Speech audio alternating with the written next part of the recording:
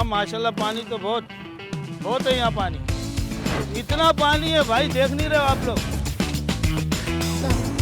फैसल वाडा ने जो भी वादे किए उसने अपने वादे पूरे किए और घर घर के अंदर उसने अभी जमजम का पानी हमें दे दिया। अभी हम सारे कुछ नदी वाला अभी जमजम का पानी पी रहे हैं। मैं ये समझता हूँ कि अगर मैं दिन रात जोड़ के काम करूँ तो मैं बिल्कुल पानी लाऊंगा। लेकिन यहाँ पे तो हम बात कर रहे हैं 1-2 अरब रुपए की, तो ऑब्वियसली मैं नहीं कर सकता हूँ खुद के पैसे से।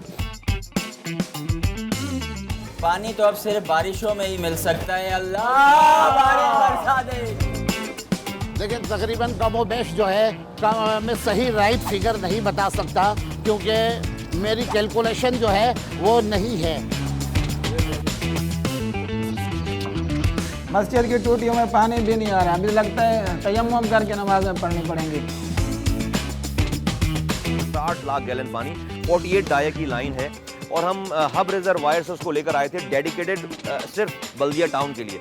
अब उस पर 25 तो हाइड्रेंट बने हुए हैं और 178 उसके ऊपर कनेक्शन है, तो पानी कहाँ से आएगा?